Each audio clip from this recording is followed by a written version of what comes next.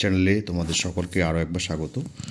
তোমরা যারা গ্রাম পঞ্চায়েত কর্মী অর্থাৎ পঞ্চায়েত কর্মী, গ্রাম পঞ্চায়েত, পঞ্চায়েত সমিতি অথবা জেলা পরিষদ, এই বিভিন্ন জায়গাতে যে গ্রাম পঞ্চায়েত কর্মী নিয়োগ হতে চলেছে, তোমরা অনেকেই আমাকে এর সিলেবাস সম্পর্কে জানতে চেয়েছো আমার কাছে।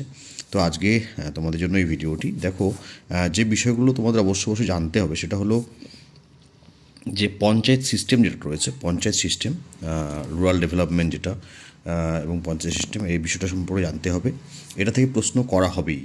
এছাড়া কারেন্ট অ্যাফেয়ার্স যেটা রয়েছে, কারেন্ট অ্যাফেয়ার্স বলতে পরীক্ষা যখন হবে তার থেকে ঠিক 1 বছর আগে মিনিমাম সেই সময়টার একদম সেই সময়টা ধরে কারেন্ট অ্যাফেয়ার্স তোমাদের পড়তে হবে।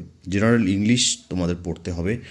তোমরা যে কোনো পোস্টের জন্য পরীক্ষা দাও না কেন, একদম বেসিক যে জিনিসগুলো রয়েছে, যেমন narration, voice change, tense, fill in the blanks, এছাড়া হচ্ছে synonyms, antonyms, one word substitution, এক কথায় প্রকাশ, এই বিষয়গুলো থেকে প্রশ্ন। আর্টিকেলস থেকে তো অবশ্যই articles, preposition, appropriate preposition, phrasal verb, group verbs, এগুলো থেকে তোমাদের পড়াশোনা করতে হবে। এছাড়া যে বিষয়টা তোমাদের অবশ্যই দেখতে হবে, জেনারেল স্টাডিজ। জেনারেল স্টাডিজের মধ্যে রয়েছে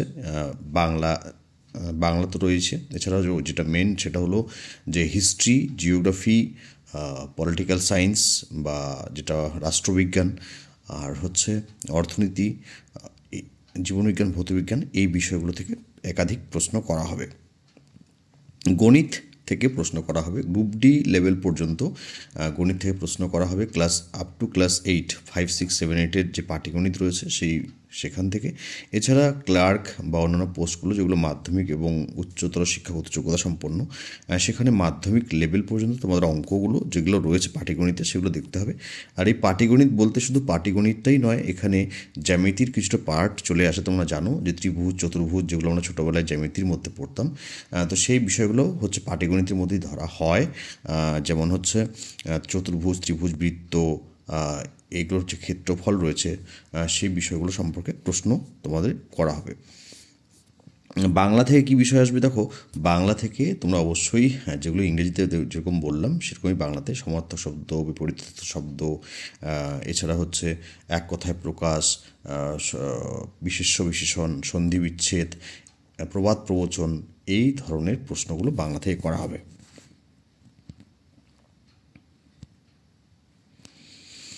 এবার অনেকেই জিজ্ঞেস করছো যে কোন কোন বিষয়গুলো তোমরা পড়বে, তো সেজন্য তোমাদের বলি যে আমি যেমন বলেছিলাম যে আমি নোটস দিচ্ছি, তোমরা যদি মনে করো নোটসগুলো সংগ্রহ করতে পারো। এবং এই যে নোটসগুলো এখন আমি দেওয়া শুরু করেছি, তার মধ্যে অলরেডি 55 জন নোটস নিয়েছে, 55 জনের মতো প্রায়। তো তোমরা সেক্ষেত্রে যদি নোটসটা সংগ্রহ করতে চাও, তো প্রথম 100 জনের জন্য নোটসটা থাকবে 100 টাকা করে। তো আমি গতকাল বলার পরেই গতকাল থেকে আজ পর্যন্ত 55 জন নোটস নিয়েছে। তো তোমরা যদি নিতে চাও তাহলে অবশ্যই আমার সঙ্গে এই স্ক্রিনে দেওয়া হোয়াটসঅ্যাপ নাম্বারে যোগাযোগ করবে। তাহলে তোমরা 100 টাকার মধ্যে এই নোটসগুলো পাবে। এবং আরও একটা বিষয় বলি যে এই যে নোটসগুলো এখন দেওয়া হচ্ছে, তোমরা কিন্তু একদম পরীক্ষার টাইম পর্যন্ত কারেন্ট অ্যাফেয়ার্স যেমন তোমাদের সঙ্গে শেয়ার করা হবে, ঠিক তেমনই অন্যান্য বিষয়গুলো যখন যেটা আপডেট দেওয়ার উচিত সেটা তোমাদের সঙ্গে আমি সেটা তোমাদের হোয়াটসঅ্যাপ নাম্বারে শেয়ার করে দেবো। সম্পূর্ণ নোটসগুলো হবে পিডিএফ আকারে, অফলাইনে বা কোনো হার্ড কপি নোট প্রোভাইড করা হবে না। এখন এই মুহূর্তে প্রাইস 100 টাকা এবং সেটা বেড়ে গিয়ে 300 টাকা হয় পরবর্তীতে। আচ্ছা, যে বিষয়গুলো অবশ্যই দেখবে সেই বিষয়গুলো এবার একটু 2-1টা জিনিস আমি দেখাচ্ছি, আশা করব সেগুলো তোমাদের কাজে লাগবে। যে বর্তমানে পশ্চিমবঙ্গে পঞ্চায়েত ব্যবস্থা কখন এবং কীভাবে পরিবর্তিত হয়েছে। তো পশ্চিমবঙ্গ বিধানসভায় 1973 সালে নতুন পশ্চিমবঙ্গের পঞ্চায়েত আইন পাস হয় এবং আইনটি 1974 সালে রাষ্ট্রপতির অনুমোদন লাভ করে। সেই আইন অনুসারে বর্তমানে পশ্চিমবঙ্গে ত্রিস্তর পঞ্চায়েত ব্যবস্থা প্রতিষ্ঠিত হয়েছে, যথা জেলা পর্যায়ে জেলা পরিষদ, ব্লক পর্যায়ে পঞ্চায়েত সমিতি এবং গ্রাম পঞ্চায়েতে হচ্ছে গ্রাম পর্যায়ে গ্রাম পঞ্চায়েত।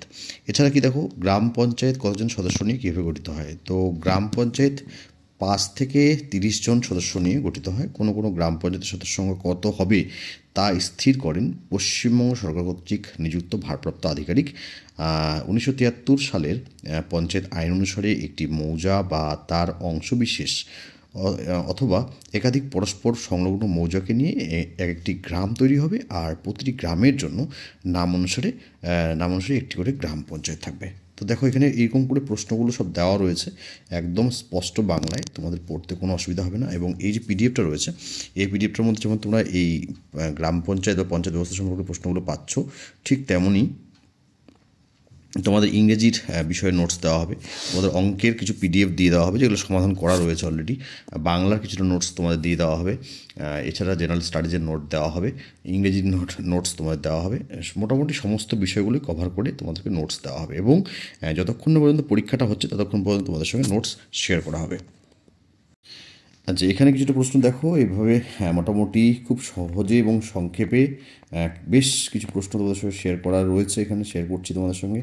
আশা করব যে তোমাদের একটা ভালো কনসেপ্ট তৈরি হবে যে কোন ধরনের নোটস তোমরা আমার কাছ থেকে পাবে, আর সেটার জন্য অনেকেই কমেন্ট করেছে, তো সেটাই তোমাদের সঙ্গে শেয়ার করলাম যে কিভাবে এই জেনারেল স্টাডিজ, ইংরেজি, বাংলা, অঙ্ক, কারেন্ট অ্যাফেয়ার্স সমস্ত বিষয়ের নোটসগুলো কীভাবে শেয়ার হবে এবং সেগুলোতে কীরকম বিষয় থাকছে সেগুলো তোমাদের সঙ্গে শেয়ার করে দেবো।